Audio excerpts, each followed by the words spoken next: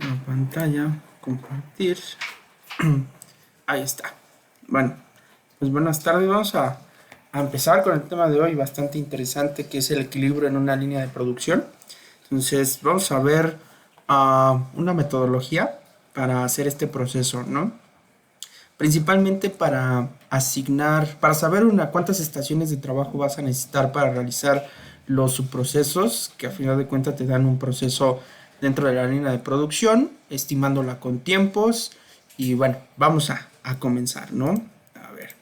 mm, Vamos a ver, aquí está. Bueno, vamos a comenzar, ¿no? Vamos a ver el equilibrio en la línea de producción. Para esto, bueno, nosotros podemos tener una línea de producción en donde vamos a necesitar, obviamente, planificar, ordenar, organizar, distribuir, pues, tanto recursos, tanto humanos, materiales, como maquinaria, como espacio, ¿no? Dentro de la, del, ahí se me fue ahorita el nombre, bueno, de en la nave industrial en la que esté la línea de producción. Esto se puede atacar a través de dos procesos prácticamente, ¿no? Una es la división del trabajo y otra es la línea de ensamblaje o fabricación. En la división de trabajo lo que tenemos es, bueno, si nosotros en algún momento quisiéramos reducir el tiempo de proceso, que recuerden que hasta el momento hemos definido tiempo de proceso, el tiempo de ciclo, el takt time, ¿no? Todos esos términos los vamos a reutilizar en esta clase. Entonces, imagínense que yo tengo ya sea un tiempo de ciclo o ya sea un tiempo de proceso en el cual yo necesito reducir ese tiempo de ciclo, tiempo de proceso. Entonces, podemos hacerlo metiendo más personas, metiendo más maquinaria, metiendo más cosas, ¿no? A la línea de ensamblaje o a la línea de producción. A esto se le llama división del trabajo, ¿no? En donde hay una persona, pues para poder reducir el tiempo vas a poner dos. Entonces, esta, este tiempo se debería haber reducido. Ya vimos que no siempre, ¿no? En los ejercicios, bueno, en el ejercicio y los ejercicios que se quedaron como ejemplo, que resolvimos y que se quedó de tarea, pues ya vimos que la productividad no siempre aumenta cuando nosotros aumentamos la cantidad de personas, pero puede ser una solución, ¿no? ¿Quieres reducir tiempo? Ok, muy bien, mete más personas. Y ese es el punto de vista de la división de trabajo. Por otro lado tenemos el punto de vista de la línea de ensamblaje o fabricación, en donde el objetivo no es meter más personas. A final de cuentas sí se tiene que hacer, ¿no? Pero no es solamente el duplicar, triplicar los recursos, sobre todo los humanos, sino más bien se trata de un estudio en el cual se va a sincronizar toda la línea de producción, se van a establecer tiempos y bueno, se va a tener una filosofía de reducir ese tiempo de proceso, ese tiempo de ciclo, pero a través de un análisis, no simplemente de aumentar, ¿no? Como sería el otro punto de vista. Y justamente en ese nos vamos a enfocar, ya que, pues bueno, el otro no habría mucho que estudiar, ¿no? Si optas por ese punto de vista, pues está bien, ¿no? Tiene sus ventajas, como por ejemplo es fácil de implementar en el aspecto de que, pues relativamente es sencillo encontrar personal, meterlo a la línea de producción, capacitarlo, que trabaje y que esté trabajando ahí, ¿no? Sin embargo, pues como decíamos, esto no garantiza la parte de la productividad. Por el otro lado, el punto de vista de línea de ensamblaje o de fabricación, pues es complicado, porque ahorita vamos a ver que hay diferentes pasos para poder organizar y para poder sincronizar todos los procesos en la línea de producción. Entonces necesitamos planeación, necesitamos algunas estrategias y aparte sincronizarlo también lleva un tiempo, ¿no? A pesar de que nosotros podamos aplicar la teoría y podamos decir, bueno, pues ya como ingenieros calculamos los tiempos de ciclo, cuánto es el tiempo de proceso, cuáles son los tiempos de ciclo para cada estación de trabajo y todo eso, ¿no? Pero en la implementación pues hay que esperar a que el personal, se adapte a este ritmo de trabajo, se sincronice, y realmente con la práctica, pues todo tome sincronía, ¿no? Realmente implementar la línea de ensamblaje no es en el primer día, ¿no? Lleva un tiempo, que el personal, que la maquinaria se vaya adaptando a esa sincronía, pero una vez que la tenemos funcionando, pues es una funcionalidad óptima, ¿no? En donde vamos a reducir tiempos, vamos a reducir costos, vamos a aumentar productividad, ¿no? Que como decíamos, al final de cuentas, una de las tareas importantes del ingeniero industrial dentro de la línea de producción justamente es siempre la productividad, el ir haciendo que tu línea de producción sea cada vez más productiva, aumentar la capacidad de esa línea de producción. Ahora, es muy importante, ¿no? Aquí pongo como una nota que hay que resaltar, hay que tomar nota de esto, que es que el valor del tiempo de ciclo es útil para determinar la cantidad de recursos, puestos de trabajo, personas y máquinas que se deben ubicar en el proceso productivo para que se pueda alcanzar la capacidad deseada. Entonces, nosotros nos vamos a basar en estos ejercicios, en el tiempo de ciclo. Recuerden que también de los hay tres importantes, ¿no? Tiempo de ciclo, tiempo de proceso y el takt time. Que el takt time viene de un término en alemán, ¿no? Eso nos lo heredó la industria alemana. No la estadounidense, sino la alemana. Hay esos tres. Vamos a recordar que el tiempo de proceso, pues es el tiempo total, ¿no? Que lleva desde que inicia el proceso en el primer paso hasta que termina con un producto finalizado. Entonces, todo ese tiempo que va pasando de fase en fase el producto, pues bueno, a eso le vamos a llamar tiempo de proceso. Tiempo de ciclo es diferente. Recuerden que el tiempo de ciclo es cuántas unidades, no, perdón, al revés. ¿Cuánto tiempo me tarda en elaborar una unidad terminada, ¿no? Y hablamos de los ejercicios pasados, en donde decíamos, bueno, en este caso nosotros podemos producir una unidad cada 4 minutos. Ese es el tiempo de ciclo. El tiempo de ciclo quiere decir que cada 4 minutos estoy produciendo una unidad diferente, pero no necesariamente estamos hablando de que ese es el tiempo de proceso, porque el tiempo de proceso es desde que empieza, supongamos, entra materia prima por un lado, hasta llegar al producto terminado. Ese tiempo de proceso es mayor. Y el takt time, que tiene que ver con el tiempo de ciclo, ¿no? Que el takt time lo que me pone ya es, bueno, ¿cuánto necesito producir? ¿Cuánto es la demanda que me está pidiendo el cliente, ¿no? Si llega, me hace un pedido un cliente y me dice, yo necesito que me produzcas 100,000 unidades en un mes, pues ese es tu takt time. Y de ahí calculamos para reducirlo hasta saber cuánto teníamos que producir cada minuto o cada segundo. Y eso lo compaginábamos con el tiempo de ciclo. Y a partir de ahí, del takt time, nosotros sacábamos nuestro tiempo de ciclo, que tenía que ser igual o tenía que ser menor que el takt time, ¿no? Siempre menor. Ok.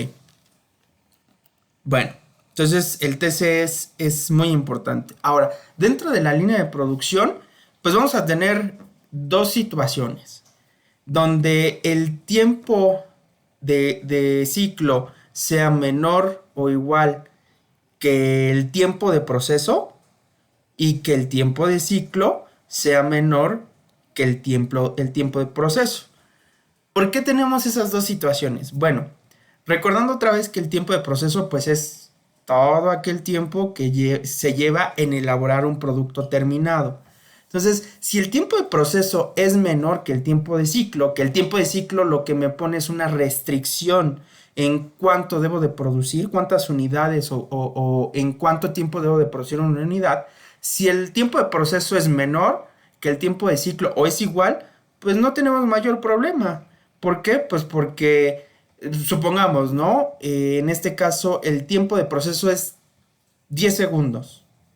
Pero me están pidiendo que en un tiempo de ciclo yo tenga un tiempo en un intervalo entre unidad y unidad de 20 segundos. Entonces, el tiempo de ciclo de 20 segundos es mayor que el tiempo de proceso.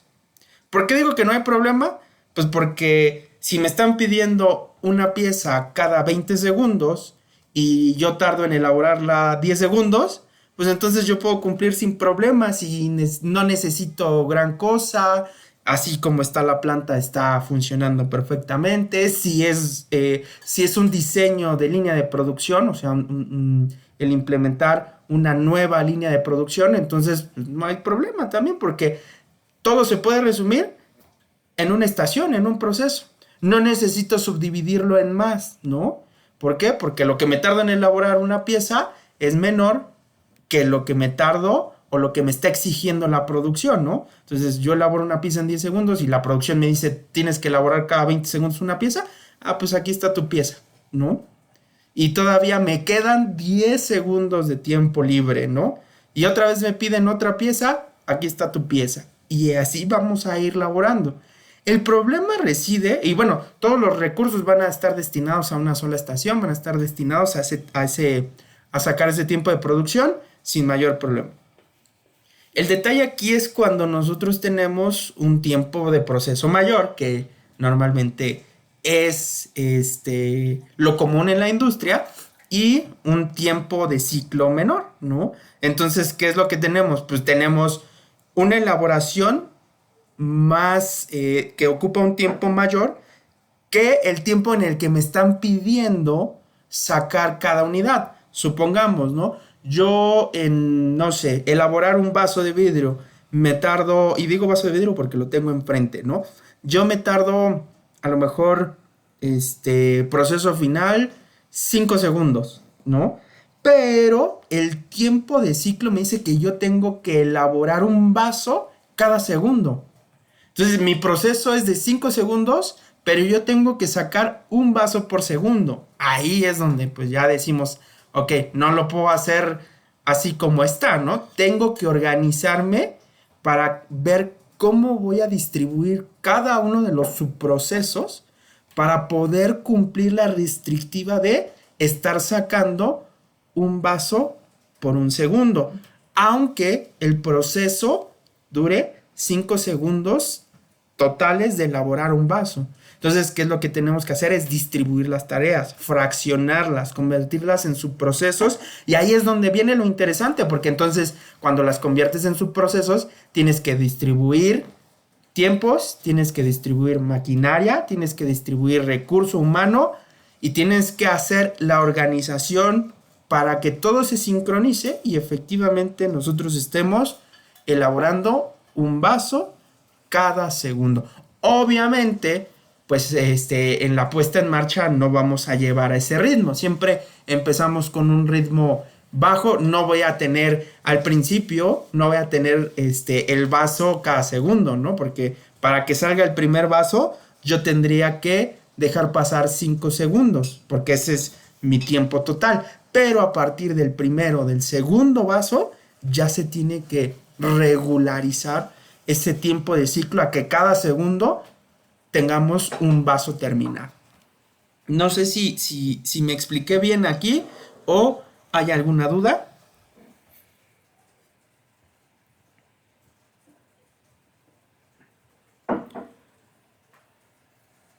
Bueno, supondré que el silencio dice que no hay dudas.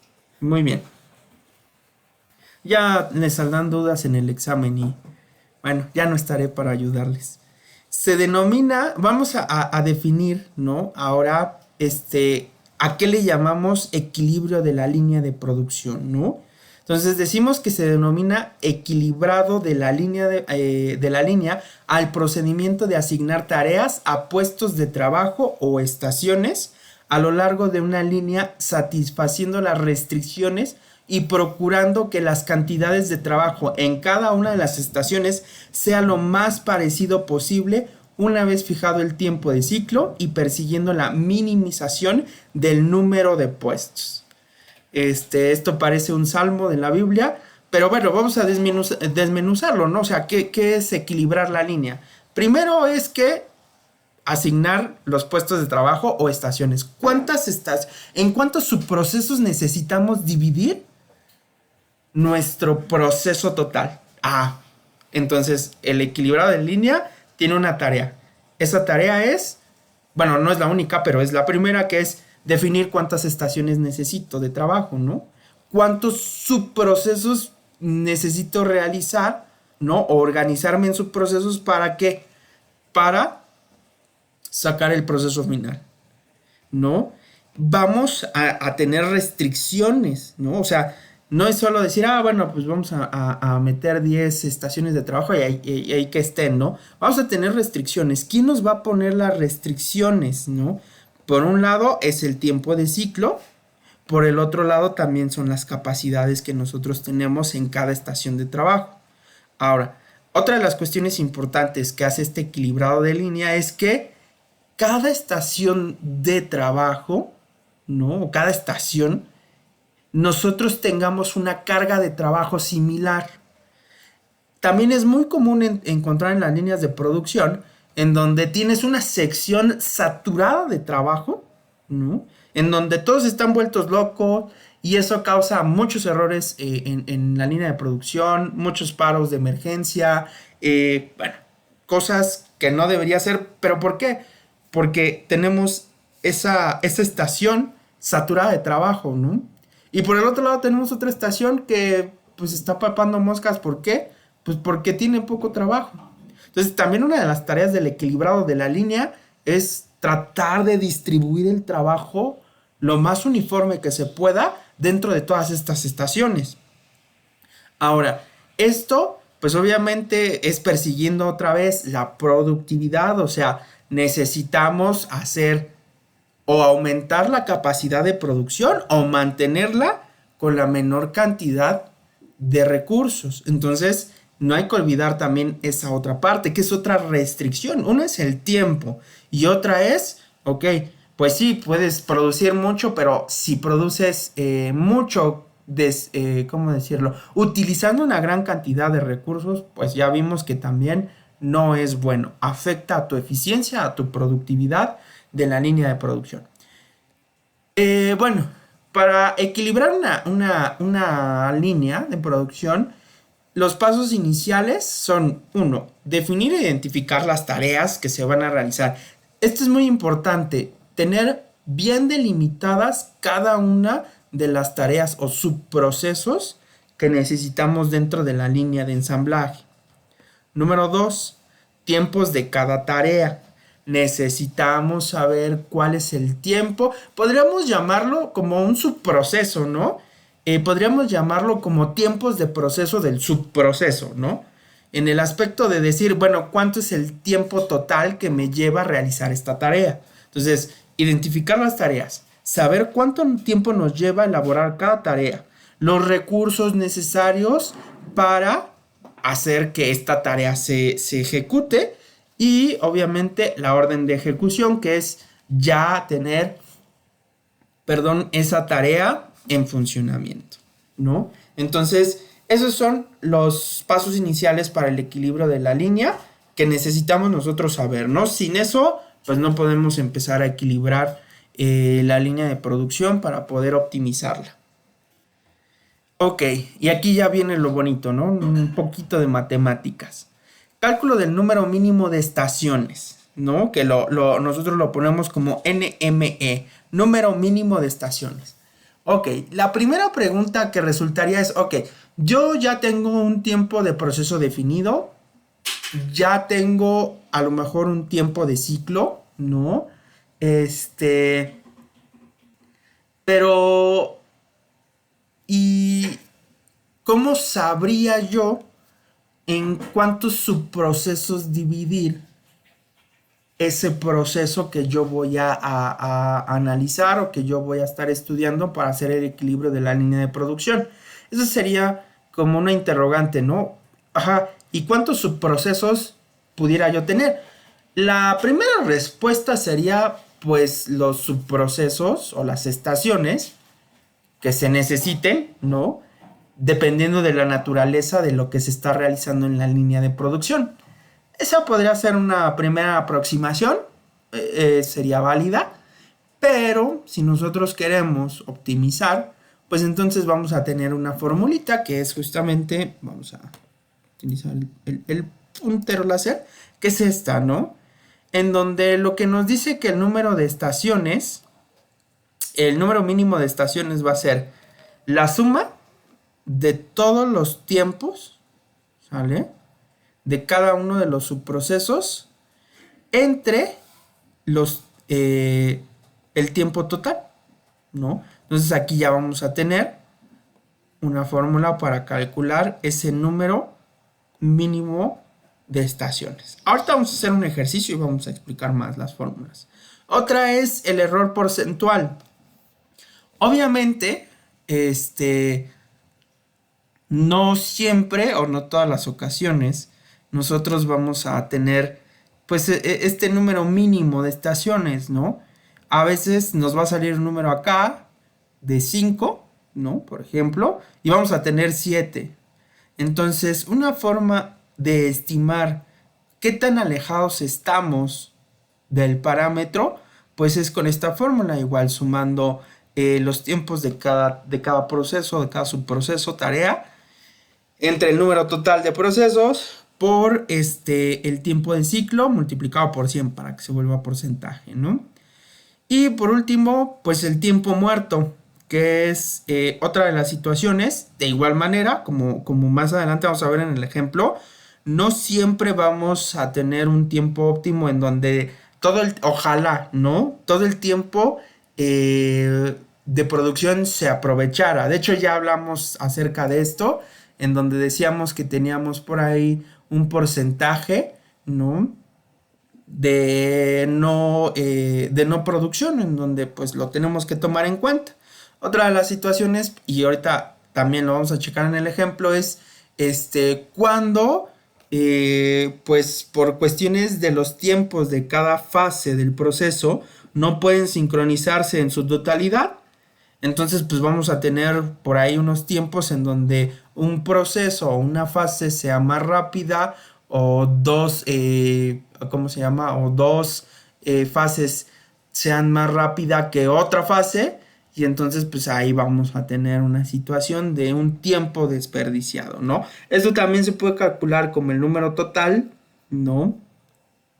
De procesos por el tiempo de ciclo menos la suma de todos esos tiempos de los subprocesos. Bueno, para poder elaborar...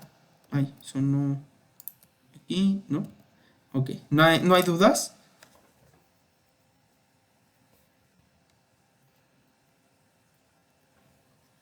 Me subo por si preguntan y no estoy escuchando. Ay. Ok. Para poder hacer la asignación, ¿no? De las tareas a cada estación, ahorita ya vimos cómo calcular el número mínimo de estaciones de trabajo. Para asignar las tareas a cada estación, digamos que una estación puede tener más de una tarea, ¿no? Es un proceso complicado. Suena fácil de decir, pues la estación 1 va a contar con 2 tareas y estas van a ser. Y la estación 2 va a contar con una y esta va a ser. Y así irlas asignando de forma aleatoria o de forma, a lo mejor puntual en el aspecto de decir que a través de la experiencia de quien la está asignando, pues obviamente ya sabe qué es lo que va a pasar, ya sabe las capacidades de a lo mejor cada una de las estaciones y lo puede asignar así. Sí, es válido, aunque no puede ser no óptimo, ¿no? Para esa situación. Entonces, existen diferentes algoritmos de asignación de cada fase o cada subproceso a cada una de las estaciones de la línea de producción. En este caso vamos a ver el día de hoy uno que se llama el algoritmo de Hegelson-Birnier. Este algoritmo es... ¿Por qué elegí Pues porque es uno de los más aprobados dentro de la industria, en donde pues sus resultados son buenos en el desempeño. Existen muchos algoritmos para poder resolver, esto se le llama resolver la tarea de asignación de recursos, que como les digo no es nada fácil. Hay libros enteros, personas que se dedican a este problema de asignación de recursos, porque no es nada fácil, ¿no?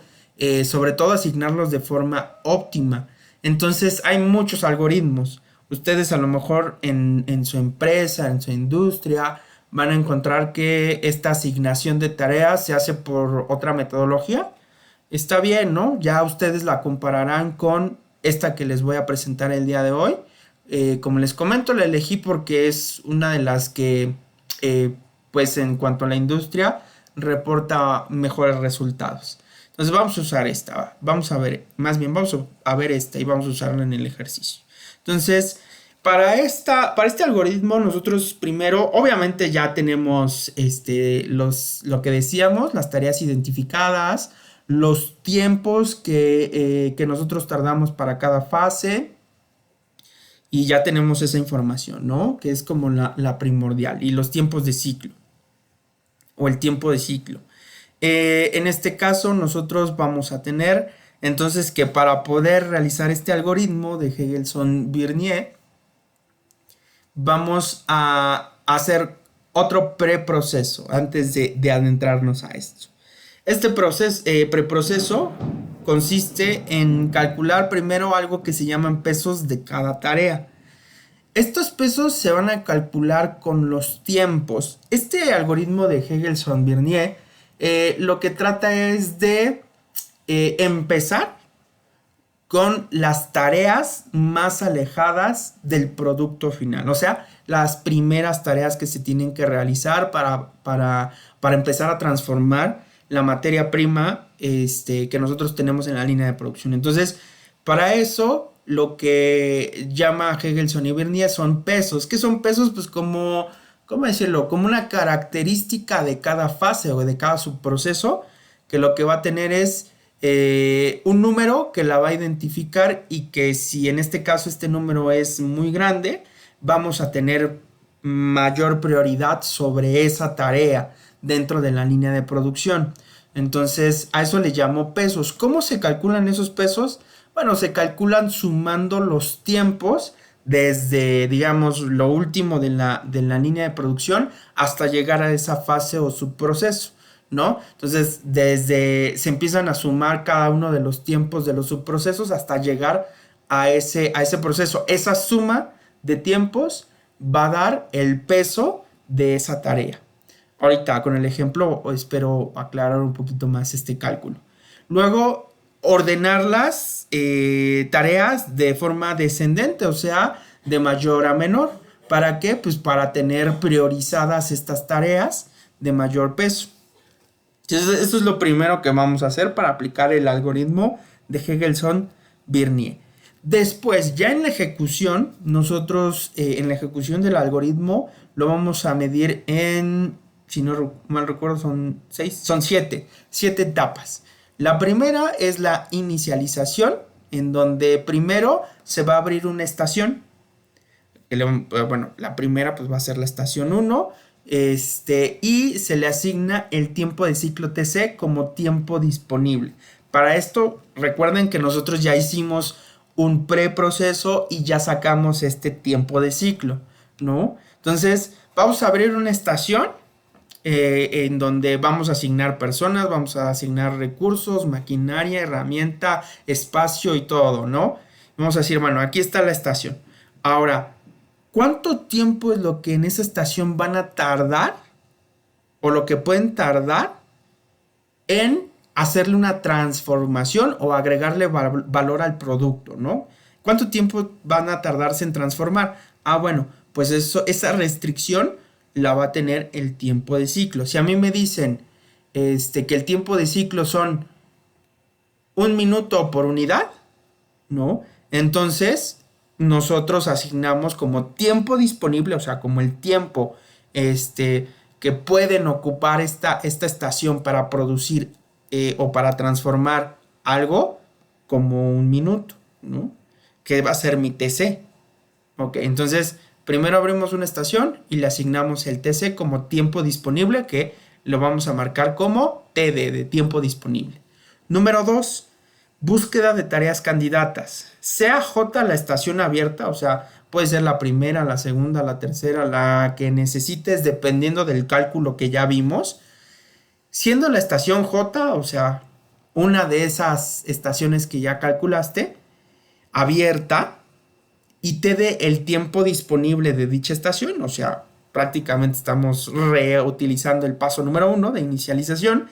Se establece una lista de candidatas, o sea, de tareas candidatas a ser asignadas a la estación J. O sea, ¿se acuerdan de este preproceso? En donde yo tenía ya los pesos calculados de cada tarea, ya las había ordenado de forma descendente. Ah, bueno, esa va a ser la lista de mis tareas candidatas, ¿no? Y las voy a asignar a la estación J. Ahora, para asignarlas hay unas reglas que debemos de seguir. Primero es que las candidatas no pueden estar asignadas previamente, ¿no? O por obvias razones, o sea, yo no voy a asignar la misma tarea en dos estaciones, ¿no? Se trata de optimizar, entonces cada tarea debe estar asignada a una estación por lo menos, ¿no? O más bien, una estación debe tener una tarea y solo una tarea, no, ¿cómo decirlo? Pues sí, una tarea sin repetirse. Deben tener todas las precedentes inmediatas asignadas. O sea, yo no puedo empezar a asignar tareas del final, ¿no? Si estas tareas del final dependen de todas las tareas anteriores. Entonces lo que nos dice es, ok, deben de tener todas las tareas precedentes asignadas. O sea, ya si supongamos tenemos tarea A, B y C y B depende de A y C depende de B, entonces, pues en este caso, si yo no he asignado A, que es la que a lo mejor, no a lo mejor, la que no depende de ninguna otra tarea es la inicial, entonces yo no puedo asignar ni B ni C, porque no están asignadas las anteriores inmediatas, ¿no? Entonces, que de hecho, por este algoritmo, para eso es importante calcular los pesos. Estos pesos me van a determinar justamente la prioridad en la cual las debo de asignar. Tener una duración igual o inferior a TD, que es otra cuestión importante, ¿no? Una tarea no puede rebasar el TD, el tiempo disponible de la estación. O es menor o es igual. A ver, ¿por qué debería ser menor o debería ser igual al TD? ¿Por qué no podemos rebasar ese tiempo disponible de la estación?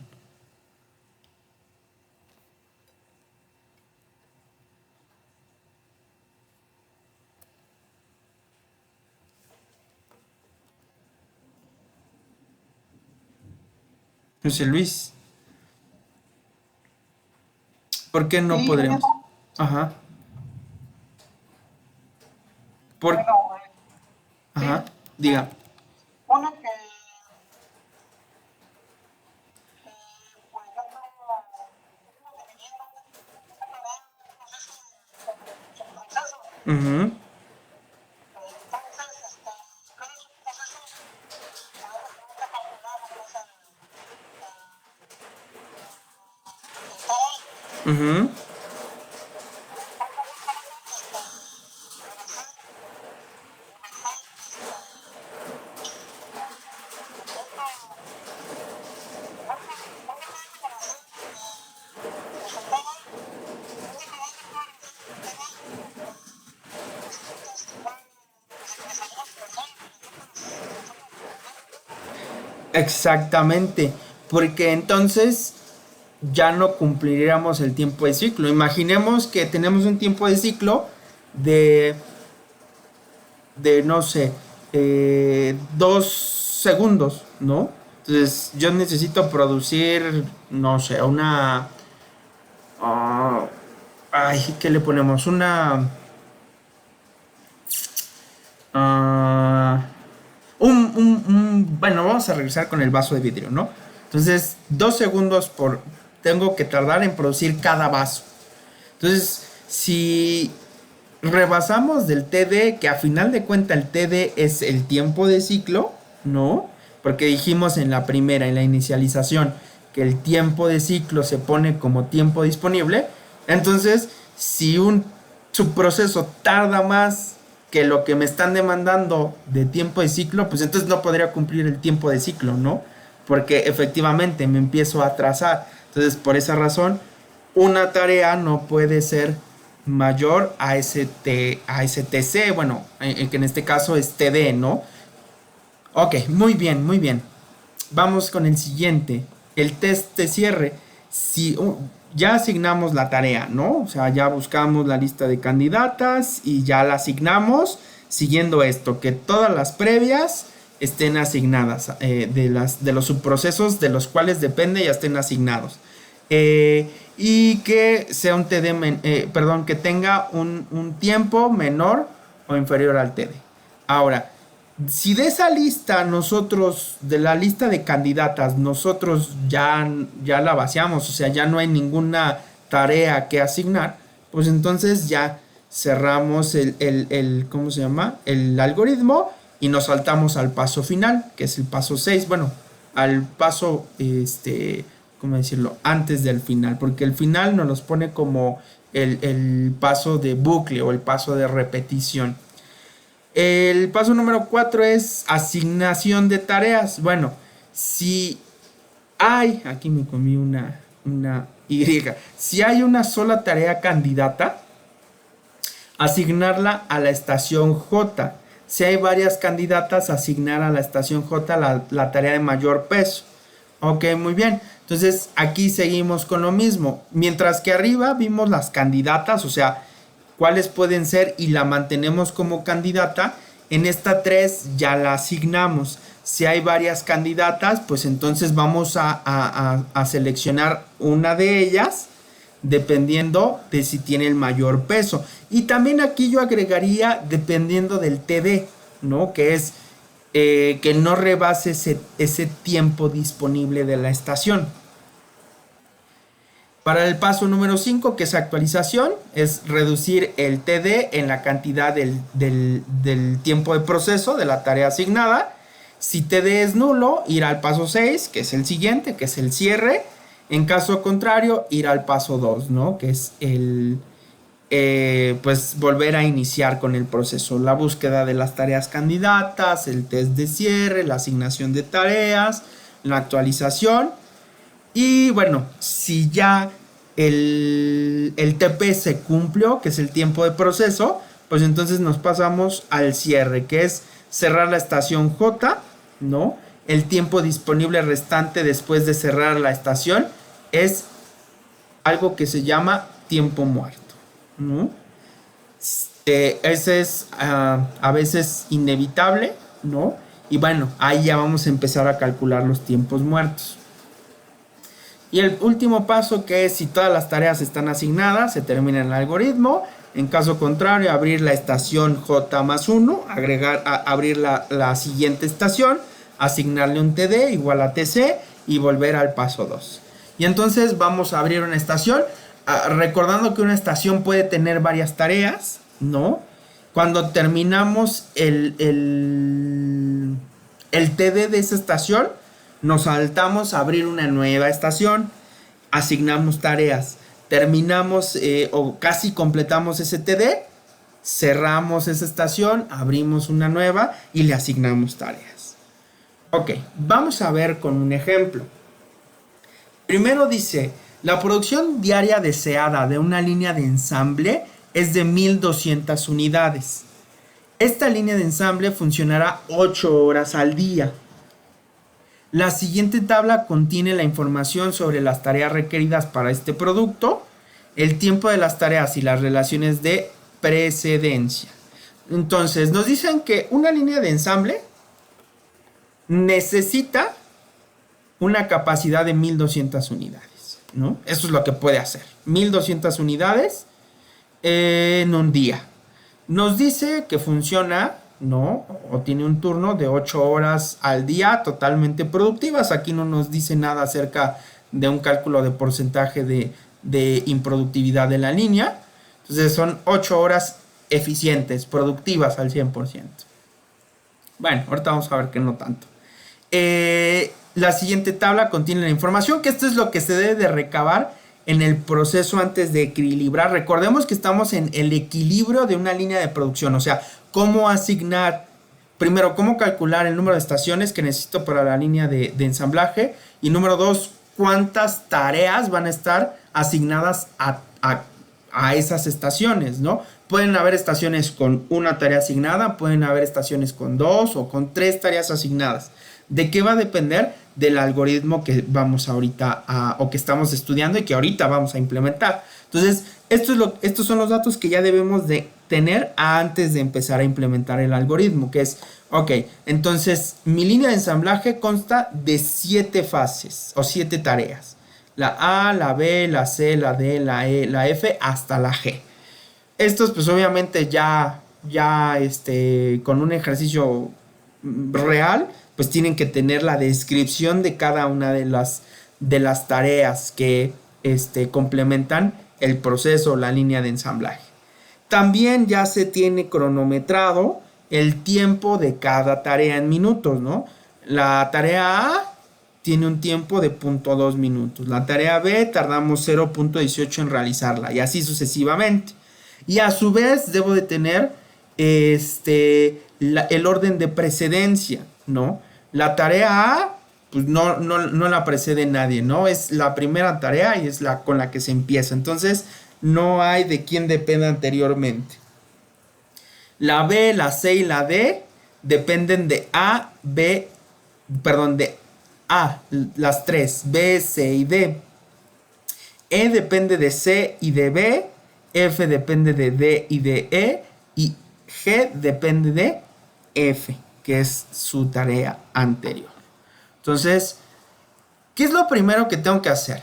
Bueno, lo primero que vamos a hacer es un diagrama de precedencias, ¿sale? ¿Qué es esto? En este diagrama de precedencias, yo voy a relacionar, ¿no?, cada uno de los procesos con su proceso anterior.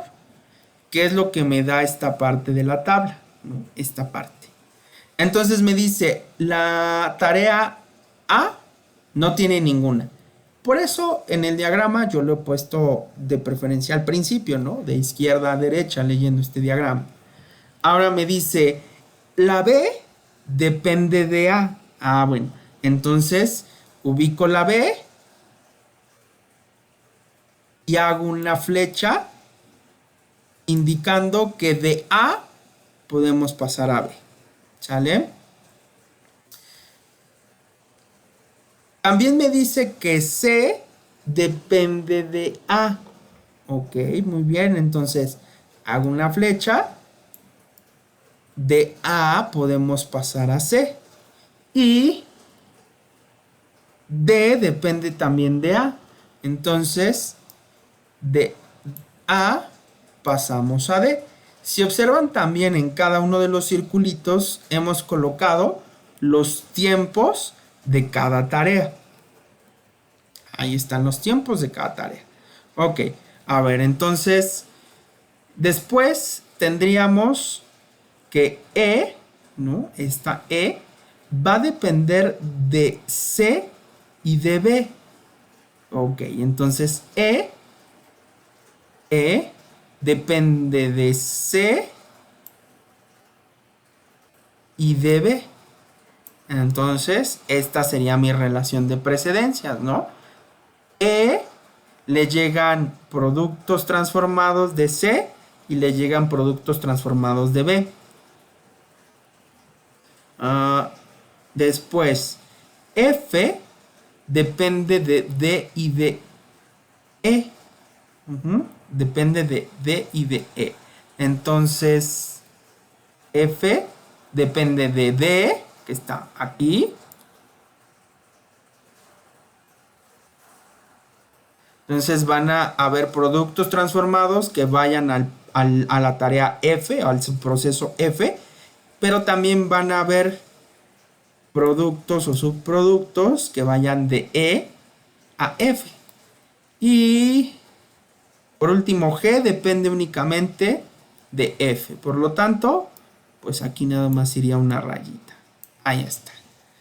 Listo, he ensamblado algo que se llama diagrama de precedencias, que es cómo están relacionados con el proceso con su inmediato anterior.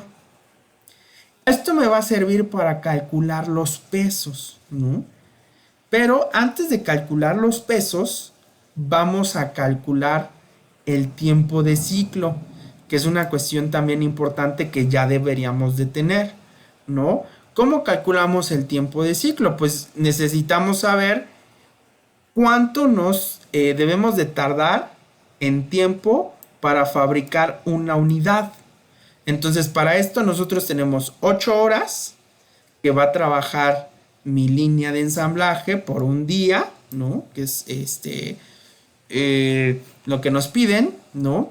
Por 60 minutos que tiene cada hora, ¿no? Cada hora tiene 60 minutos entre el número de unidades, que aquí, mucho ojo, estas unidades nos están diciendo que es una producción diaria, ¿no?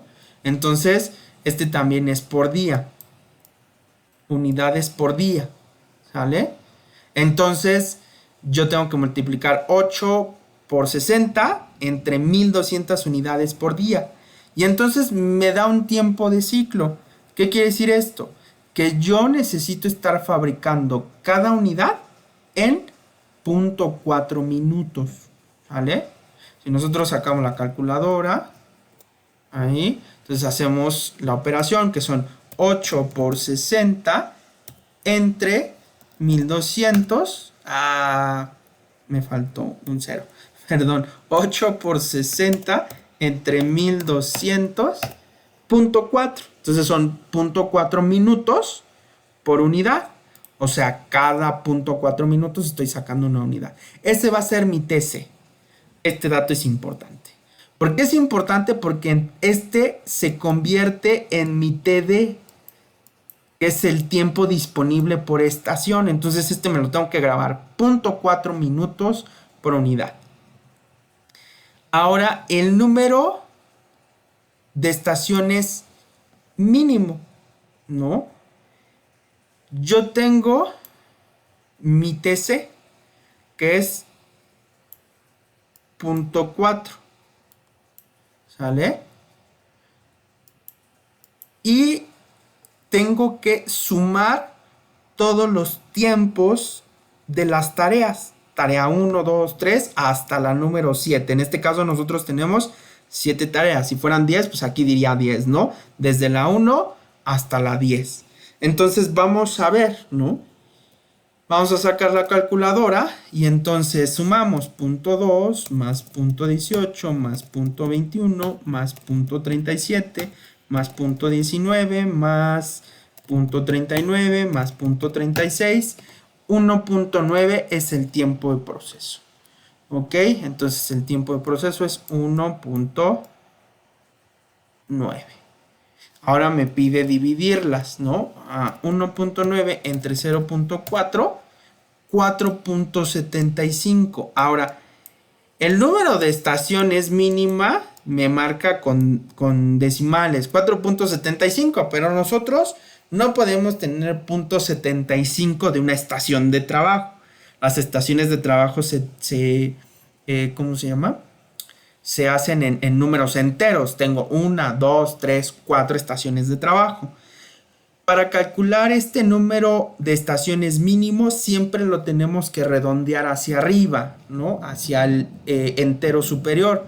Eso nos va a dar entonces un resultado ya redondeado de 5 estaciones de trabajo. Se me movió. Se me movió el mouse. Bueno, 5. A ver, vamos a borrar.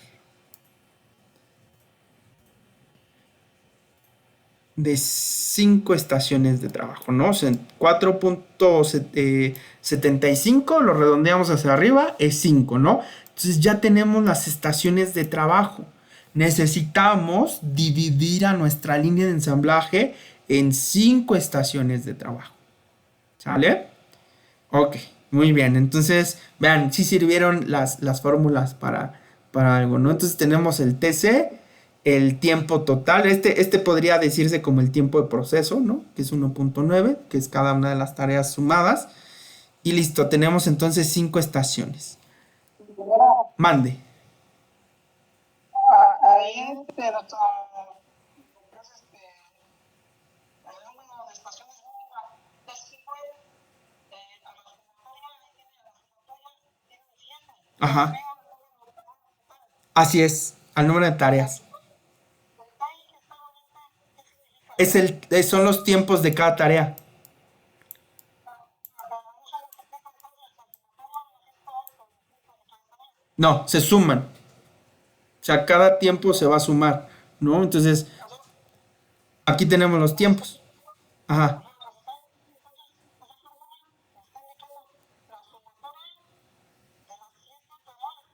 ajá, así es. Así es. La suma de las siete, de los 7 tiempos de cada tarea. Ok, muy bien. Entonces ya tenemos tiempo de ciclo que se va a convertir en nuestro tiempo disponible o TD y nuestro número de estaciones mínimas que nos salieron 5. Ahora sí, aquí vamos a ir ejecutando el algoritmo que acabamos de ver, ¿no? Entonces, ¿qué nos dice el algoritmo? Todo lo que hicimos previo es previo al algoritmo de asignación de tareas de este Hegensen, ¿no? Entonces, ahora, Hegelson, perdón. Ahora, ¿qué es lo que vamos a realizar? Pues vamos a realizar lo que nos dice el algoritmo. Para ejecutar el algoritmo, recordemos que en el preproceso del algoritmo de Hegelson-Birnier, nos dice primero que tenemos que calcular los pesos de cada tarea. Ok, vamos a calcular los pesos de cada tarea. Ok, muy bien. Bueno, voy a salir tantito. Eh, Mantener porque ahí tenemos resultados. Ok, voy a salir tantito para poder escribir, ¿no? Muy bien. De la tarea A. La tarea A, aquí está, dice que los pesos van a ser la suma, ¿no? De todos los procesos que dependen, o bueno, que del final, ¿no? Del producto. Aquí tenemos un producto terminado. Al principio es la suma de todos esos tiempos, ¿no? Entonces, si nosotros nos vamos en consecución de atrás, o bueno, más bien de adelante hacia atrás, el peso de la tarea A, ¿no? Sería el peso de de todo esto que hicimos. Vamos a hacerlo al revés, pues, porque es más sencillo hilar estos tiempos, ¿no? Entonces, de G, pues G no, digamos G es la última tarea, ¿no? Entonces G lo vamos a tener como 0.36 minutos. Ese va a ser su peso, 0.36. F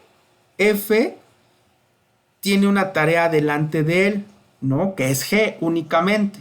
Entonces yo voy a tener que F va a tener un peso de 0.39 más 0.36. Entonces vamos a sacar la calculadora y decimos 0.39 más 0.36. Su peso va a ser de 0.75. Entonces su peso es de 0.75. Para E yo voy a tener los procesos de F, de G y E mismo. Entonces yo voy a tener un peso de 36 más 39 más su peso, bueno, su tiempo que es 19. Entonces eso sería más 10.19, su peso sería de 0.94. Y luego C, sus procesos adelante de C son E, F, G y el mismo C. Entonces serían los los 0.94 más C.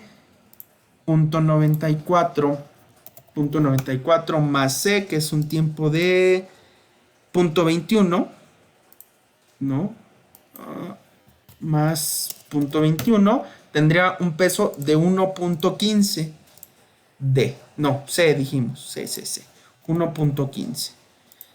Ahora vamos a calcular D, ¿no? D tiene un peso de 0.36, 0.39 y de aquí saltamos a la línea. Les decía, vamos de adelante hacia atrás. G, F y la línea me lleva a D. Entonces sería punto 36, punto 39 y punto 37. Entonces D tendría un peso de 0.36 más 0.39 más 0.37. Serían 1.12. D 1.12. Luego B. Vamos con B. Aquí está. Adelante de B. ¿Cómo se llama? Retroceso. Tendríamos G, F, E y B. Entonces tendríamos punto 36 más punto 39 más punto 19 más el propio B, que es de punto 18, sería uno de 1.12. Entonces B también tiene un peso de 1.12. Y A, vamos con A. Pues si lo seguimos de atrás para adelante, tiene muchos pasos, ¿no? Podríamos seguir el camino de G, F, D, A. Podríamos seguir el camino de G, F, E, B, A. O podríamos seguir el camino de G, F, E, C, A. ¿Cuál sigo? Bueno, lo que nos dicen es que tenemos que seguir el camino mayor para calcular el peso. Entonces, en este caso, pues, siguiendo el camino GFDA, pues es un camino que tiene 1, 2, 3, 4 procesos. Entonces es corto. Ahora, también tiene una situación muy interesante. Puede ser ¿cómo decirlo? Esa regla para calcular el peso de A cuando a A se llega por varios caminos. Si nosotros vimos, a cada proceso nosotros teníamos un solo camino para llegar, ¿no? Para F solo teníamos el camino de G. Para E solo teníamos el camino FG. Para D solo teníamos el camino FGD. Para D solo teníamos el camino GFEB, ¿no? O sea, solo había un camino para llegar a esa tarea. En el caso de A, no, tenemos 1, 2 y 3 caminos, ¿no? Ahora, uno sería el camino que más tareas implica, ¿no? Que en este caso el que más tareas implica sería A, C, E, F y G, que estaríamos hablando de 5 tareas. Híjole, está lloviendo fuerte, a ver si no se va la luz, esperemos que no. De 5 tareas. Y el siguiente, que sería 1, 2, 3, G, F, E, B y A, que sería también de 5. Y bueno, ¿cómo nosotros los descartamos? Perdón, pues otra de las formas no sería exactamente con el número de procesos, ¿no? Porque aquí ya vimos que también hubo un empate, ¿no? Sería con los tiempos de cada camino. Por ejemplo, si sigo el camino GFECA, entonces el camino GFECA serían 0.36 más 0.39 más 0.19 más 0.21 más 0.2. Tendríamos un peso de 1.35. Vamos a anotar aquí el primer peso y nos vamos a quedar con el mayor tiempo. El otro camino, que sería el GFDA, sería 0.36 más 0.39 más 0.37 más 0.2, 1.32. Aquí está. 1.32. Y el último camino que nos falta explorar es el GFEBA, ¿no? Que sería 0.36 más 0.39 más 0.19 más 0.18 más 0.2, 1.32. ¿Ok? 1.32. Entonces vemos que hay dos de 1.32, pero hay uno mayor de 1.35, que fue el camino seguido, el primero que calculamos, que fue GFECA. Y ese, que es el mayor, es con el que nos vamos a quedar. Ese. Órale, ya cayó un rayo. Muy bien. Ok. Vamos a dejar hasta aquí nuestra sesión porque creo que ya se me empalmó con la siguiente. Ya tengo que iniciar la otra. Voy a dejarla hasta aquí el algoritmo. ¿Qué es lo que les voy a pedir que hagan? ¿No? Lo que les voy a pedir que hagan es que sigan, traten ustedes de seguir el algoritmo. Lo voy a subir, este ejercicio lo voy a subir como tarea junto con otro, ¿no? Traten de hacerlo con los pasos que están aquí. También les voy a subir la presentación con cada uno de los pasos. Traten de hacerlo ustedes, ¿no? Aquí yo ya más o menos les voy dejando como indicios. ¿Qué sería el siguiente paso? Sería ordenarlos de mayor a menor, ¿no? De forma descendente. A sería el primero, luego ¿quién es el mayor? C sería el segundo, B y D estarían empatados, entonces primero pondría B y luego a D, luego seguiría E, F y G, ¿no? Entonces tendríamos que ordenarlos de forma descendente. Y después ya aplicar el algoritmo. Aquí yo ya pongo la primera iteración, que es, ya tengo el número de estaciones porque ya lo calculé, fueron 5, entonces aquí están mis 5 estaciones, ¿no? Vamos a subirlas más para arriba. 5 estaciones. Ahora, TD ya lo calculamos, que es el tiempo de ciclo, que es 0.4 minutos. ¿Ok? 0.4. Ahora, voy a agarrar mi tabla ordenada. Ya esta la ordenarán acá, de este lado, o bueno, en su tarea, otra tabla ordenada. Y esta la van a mantener junto con esta, porque esa es la que vamos a necesitar. Entonces, ¿quién es el que tiene mayor peso? Pues la tarea A. Y de hecho, obviamente, porque es la primera tarea, entonces la primera tarea es la primera que hay que asignar. Entonces, abro la estación, le pongo TD de 0.4. Mi primera tarea va a ser A, ¿no? Que va a ser 0.2. ¿Sale? Y en este caso, mi tiempo muerto hasta ese momento va a ser de 0.2. ¿Por qué tiempo muerto? Porque esta estación, en cuanto a tiempo, tiene 0.4 minutos. ¿Sale? Ay.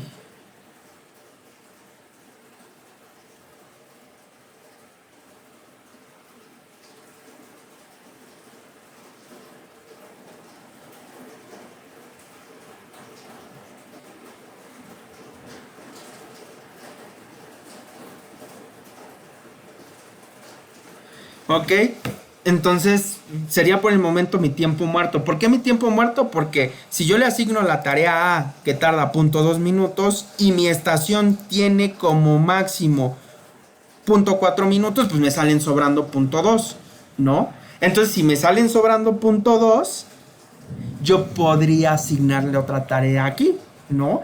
¿Cuáles serían las siguientes candidatas? Si yo veo aquí mi diagrama, esta no depende de nadie, pero estas tres sí dependen de quién. Dependen de que se ejecute o se finalice A. Entonces las siguientes candidatas serían B, C y D. De hecho, si nosotros vemos los pesos, pues esas son las que tienen mayor peso. B, C y D. ¿Cuál sería de mi preferencia? La que tenga mayor peso, que es C. Entonces, si yo hago eso, voy y busco C y digo, híjole, es 0.21. Entonces, 0.21 más 0.20, bueno, más 0.2, exceden el TD. Entonces, ¿qué crees? No puedo asignar la siguiente tarea de mayor peso aquí, ¿no? Que sería C de 0.15.